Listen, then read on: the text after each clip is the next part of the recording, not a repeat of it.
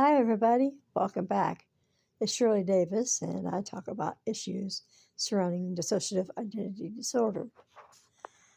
Today, I want to talk about your first therapy session or your first therapy session with a new therapist. I should write about that separately.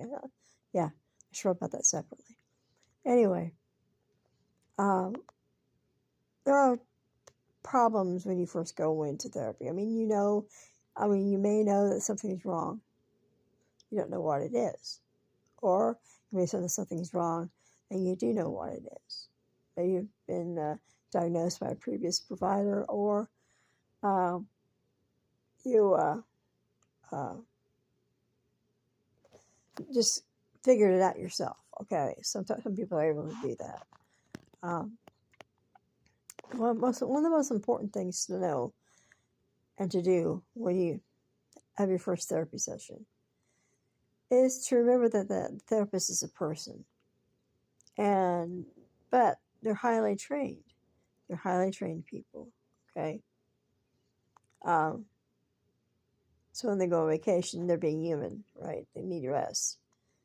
Also, honesty, as much as you can give it.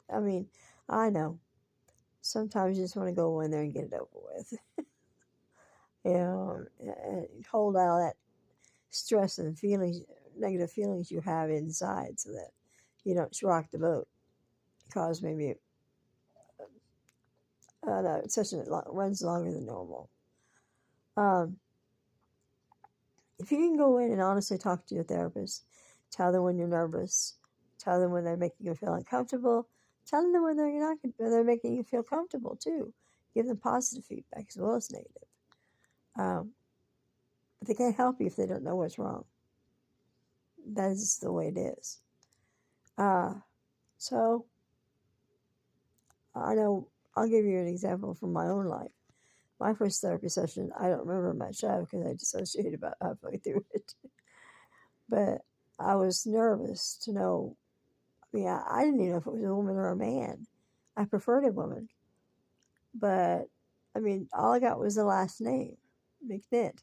I didn't tell you anything. Dr. McNitt. I was relieved to find out it was a woman.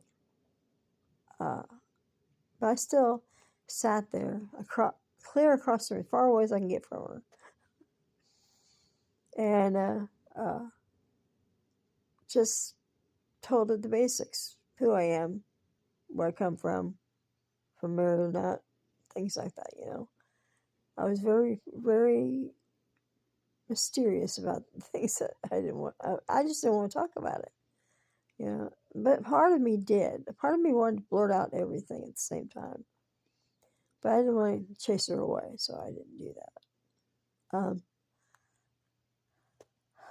As my therapy progressed, it was just the third session, but it took me 2 months probably to really start digging into what was wrong, and took 3 months for her to diagnose me. She'd seen enough. She told me she'd seen enough, and that she thought I thought it was called then multiple personality disorder. That was back in 1990. So go in there with as much honesty as you possibly can.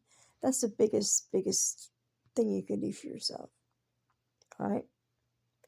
And I will let you go and talk with you later. Hey, stay warm, stay dry, and keep your chin up. Bye-bye.